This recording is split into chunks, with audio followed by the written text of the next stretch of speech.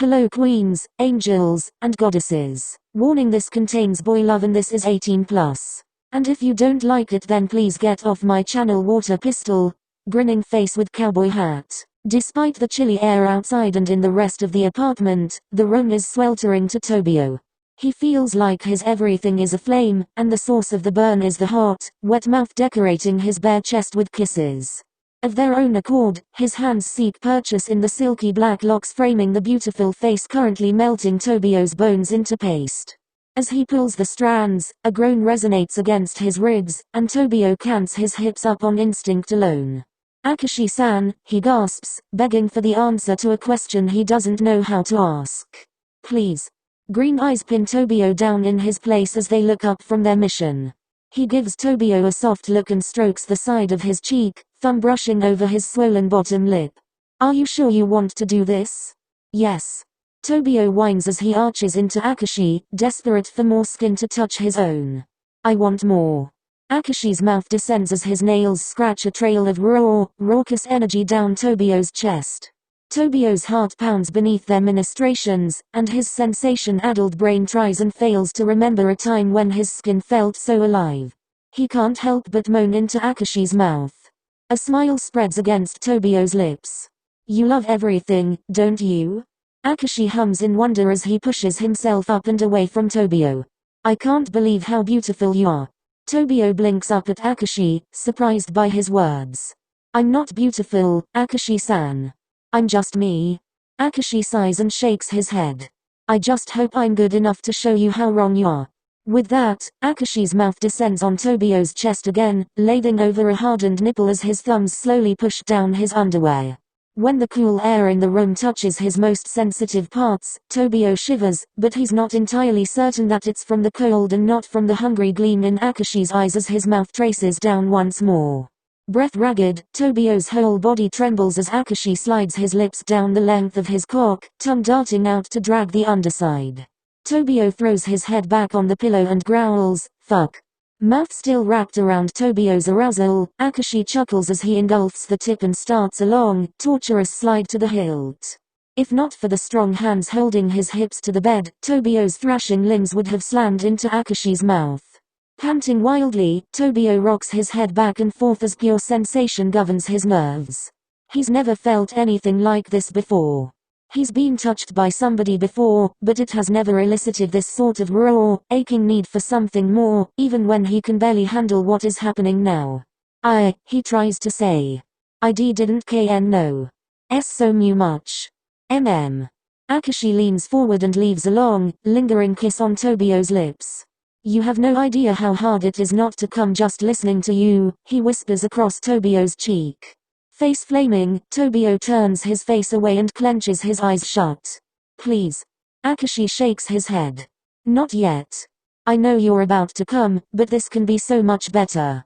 Tobio's eyes roll back up into his eyelids as Akaashi fulfills his promise. Hands touch him everywhere, tugging unfiltered pleasure out of places Tobio can't even conceive.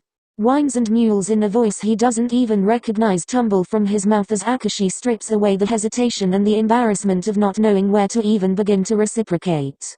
He is almost shaking when the hands stop suddenly. Body vibrating, Tobio's hands reach out and grab whatever parts of Akaashi he can find as he grinds out, more. There it is, Akaashi says, taking Tobio's hand off of his chest and placing a soft kiss to the palm. Now I'll give you more. Akaashi disappears for a minute and comes back with something Tobio doesn't recognize. He jingles the pair of packets and chortles. Always be prepared. When understanding dawns, Tobio's eyes widen, but he doesn't shy away from Akaashi's direction. He merely gives a curt nod and waits for Akaashi to tell him what to do. It startles Tobio when Akaashi stops and takes Tobio's hands in his. I need you to listen to me. Blinking in surprise, Tobio nods again and doesn't take his eyes from Akaashi's for a moment. This is your first time, and there are things you have to know. It's going to hurt a little, and your body isn't going to adjust right away. It'll be different than anything you've felt before, and for a while, you're not going to know if that's a good thing. I'm not that big, so you shouldn't bleed at all. Tobio's brows shoot up. Be blood? He bites his lips and looks down at their joined hands. Like a lot, or Akaashi shakes his head. No, not a lot, because I'm going to do everything I can to take care of you, okay? Okay. Tobio can scarcely believe how quickly the answer comes from him, but he has a rudimentary understanding of what's going to happen, and Akaashi is not hiding anything from him, answering questions he doesn't even know to ask. A soft smile playing on his lips, Akaashi gives Tobio a warm, languid kiss. When he pulls away, he says, "This is going to be intense. Try not to come before we get started." At this, Tobio shudders in anticipation as he indicates his understanding. However, his shiver is decidedly different when something so cold brushes up against his entrance. He jolts away before he can stop himself, and Akaashi stills. "Do you want me to stop?" Tobio growls, "No. Cold." Akaashi chuckles before rubbing his slickened fingers together. "Sorry. I never minded, so I kind of forgot. It won't be cold for long, though." He examines his digits before lowering his hand back down to Tobio's backside. "And if I do my job right," one finger slides in, tearing a harsh gasp out of Tobio. "You're going to be so turned on you won't even notice." Breaths come in short, ragged puffs as Tobio tries to wrap his mind around the bizarre feeling of something being inside of him, someone. It's not painful or stretching like he thought it would be. Just weird. Feels kind of strange, right? Tobio's attention jerks back to Akaashi, who is sitting on the side of the bed, never looking away. "Just relax. If you clench or stiffen, it'll hurt more than it needs to. If you have to, think of something else. Something that calms you down." Like the crash of waves, 1,000 different things parade through Tobio's thoughts, none of which he can attribute with the characteristic of being soothing. But when they all wash away, he thinks of Akaashi. Not the beautiful, statuesque model whose every last bit he's seen bare, but the one in Tobio's bathrobe, sitting on the couch eating his weight in drunken noodle as he listens to Tobio blather on about his love life. Listens to things Tobio has never told anyone, unwavering and with understanding. "That's better," Akaashi says approvingly when Tobio's body eases into the bed covers. Slowly, Akaashi moves his finger in and out until Tobio wants to squirm at the incompleteness. Something in his chest aches for more, and he demands as much out loud. Akaashi bobs his head in approval. "Good. Tell me what you want. If you can't say it, you shouldn't be doing it." Tobio's cheeks burn, but he doesn't avert his gaze as he repeats, "I want more, Akaashi-san." "All right." Akaashi pulls his finger out and drizzles a little bit more lube on his fingers, again rubbing it around to warm it up. "Now, this is going to burn a little. Just do what you did before to ease up, and it'll pass pretty fast." Closing his eyes, Tobio conjures his peaceful thought once again, but still the burn in his lower half refuses to be ignored. He bites his lower lip, a small whimper escaping as he balls his hands into fists at his sides. "You're okay, I promise." Akaashi leans forward and kisses Tobio again. "Just give it a bit." As Tobio focuses on the sound of Akaashi's voice, he feels the uncomfortable tightness slip into a tingle that he won't rule out as being more pleasure than pain. Then Akaashi begins to move, and Tobio's groan is jagged and loud. He sees Akaashi shiver next to him, despite still being swathed in Tobio's bathrobe. "You sound so good," Akaashi growls before attacking the curve of Tobio's shoulder with his mouth. Tobio cries out as Akaashi's teeth graze a sensitive spot right as his fingers brush something inside of him that makes spots dance in front of his eyes. Akaashi groans against Tobio's throat, sending electric all the way to the tips of his toes. Desperate to feel that again, Tobio rocks his hips against Akaashi's fingers. Akaashi's breath is erratic against Tobio's pulse as he obliges, moving his fingers in and out. The sting has long since melted away, leaving urgency in its place. Where he had felt past his limits, Tobio can barely remember wanting anything more than he wants Akaashi to fill him up. When the third finger joins the other two, Tobio rasps, "Akaashi-san." Once again, the burn is there, but it has phased into something entirely different. It's all throughout his body, but it flares hottest and heaviest in his lower abdomen, screaming at Tobio to move to slake that hunger building there. Fingers roughly tugging his own hair, Tobio grinds down onto Akaashi's fingers, a single tear slipping down his cheek unchecked as the pure rush of sensation overwhelms him. "Go on, Tobio," Akaashi urges. You don't have to be quiet. It's just us. Tell me what you like. Tell me what you love. Tobio's vision blurs when Akaashi does that again. Fuck. Gasping for air, he manages, fuck me. Akaashi kisses Tobio's forehead and murmurs, soon. You still need a little more prep. Fingers press into Tobio's insides, reigniting the flare of pleasure-pain. He stills as it dulls and subsides, but again, Akaashi reads him and starts to move just as Tobio is ready to do it himself. This time, a raw sense of urgency crackles under Tobio's skin, and he is sure he's ready. He doesn't need Akaashi to tell him, he will take what he wants. Not because he doesn't believe Akaashi will give it to him, but because he is allowed. With shaking limbs, Tobio pulls himself up, immediately missing the feel of Akaashi's fingers inside of him but resolute nonetheless. Akaashi looks at him in askance, but a smirk manifests when Tobio pushes him down onto the bed. Straddling Akaashi's waist, Tobio pushes open the bathrobe, the last barrier between him and his goal, and slowly sinks onto Akaashi's cock. A feral groan sounds in the room, and Tobio jolts in surprise when he realizes that it's Akaashi's voice and not his own. God, you are. Akaashi releases a shuddering breath as he meets Tobio's gaze. So beautiful. At the words, Tobio's eyes close as he absorbs them.